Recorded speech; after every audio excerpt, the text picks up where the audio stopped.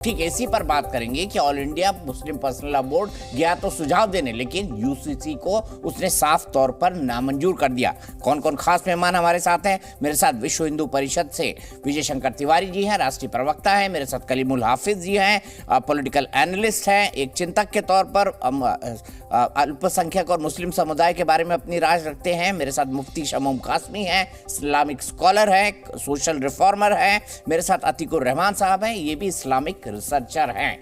शुरुआत मुफ्ती साहब मैं आपसे करना चाहूँगा और मैं ये जानना चाहूँगा कि all India Muslim personal law board ने कहा है कि हमें किसी भी हालत में यूसीसी मंजूर नहीं। क्या उनका ये कहना जायज़ है all India Muslim personal law board का? 90 सेकंड सबको दूंगा मैं, 90 सेकंड। नहीं दीपक जी, मैं ये पहले से आपके साथ में कई डिबेट हम कर चुके हैं और मुस्लिम पर्सनल लॉ बोर्ड का जो रवैया है वो संवाद वाला नहीं है, बल्कि वो टकराव वाला है। और हमने बार बार ये कहा है कि टकराव का रास्ता इख्तियार नहीं करना चाहिए। यूसीसी इस्लाम या किसी धर्म के अंदर मुदाखलत नहीं है, न ही कहीं हमारी शरीयत इससे प्रभावित हो रही है। ये इन लोगों का एक रास्ता ऐसा है कि जो मुल्क के सामने पूरी कौम को ला करके, यानी मुस्लिम कम्युनिटी को ला करके, ये उसे गुमराह करके अपने मफादात को हासिल करना चाहते हैं।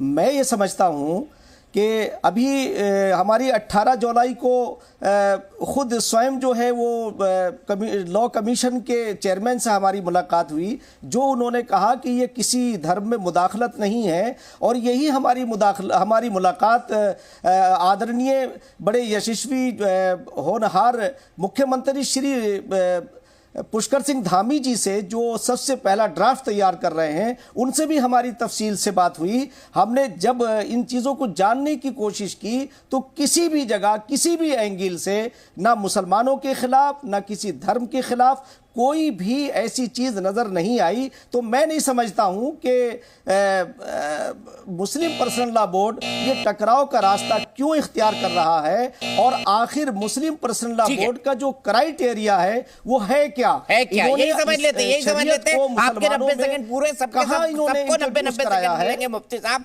90 सेकंड में आपको अपनी बात खत्म करनी है, थोड़ा की स्पीड भी बने रहे, कोई अनावश्यक बात भी ना करे, यानी एक प्रिसाइज संक्षेप में मुद्दों पर बात हो। टकराव का रास्ता अपना रहा है कलीमुल हाफिज साहब, मुस्लिम पर्सनल लॉ बोर्ड क्या चाहता है? पॉलिटिकल एजेंडा है all India Muslim personal law board का। मुफ्ती साहब कह रहे हैं कि शरीयत में किसी भी तरह का कोई हस्तक्षेप नहीं है, आप कह रहे हैं कि नहीं साहब हमारा धर्म खतरे में, हमारा मजहब खतरे में आ जाएगा। वैसे ज्यादातर टाइम खतरे में ही रहता है कलीमुल साहब।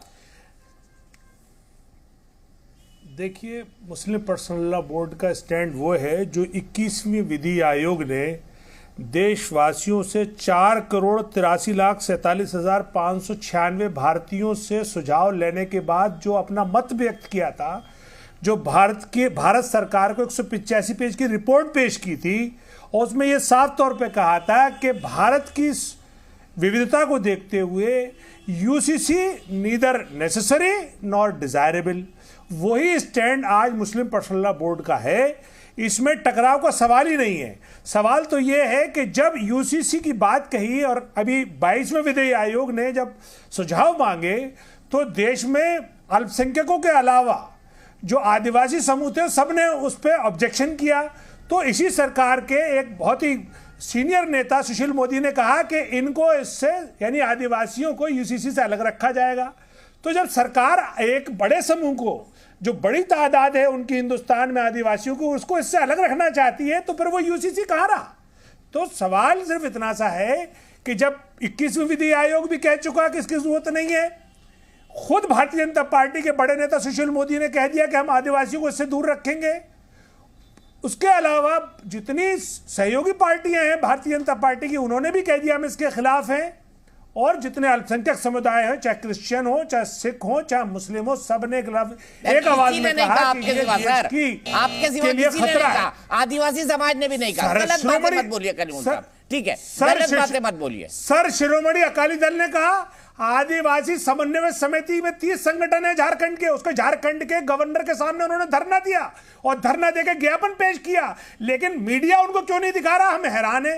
फिर क्यों सुशील मोदी ने कहा कि आदिवासियों को इससे दूर रखा जाएगा? अगर मेरा सीधा सवाल विजय सुशील शंकर मोदी ने क्यों बयान दिया, आप बताइए। सीधा सवाल विजय शंकर तिवारी जी बताइए, मुस्लिम पर्सनल लॉ बोर्ड ये रुख क्यों अख्तियार कर रहा है, और क्या ये संवाद का रुख है या टकराव का रुख? देखो दीपक जी, ये कलीमुल जी को भी पता है, बाकी सबको पता है कि अनुच्छेद 44 केवल समान नागरिक कानून संहिता आज नहीं हो पाया तो आगे जरूर लागू होगा, इसके लिए बनाया गया था।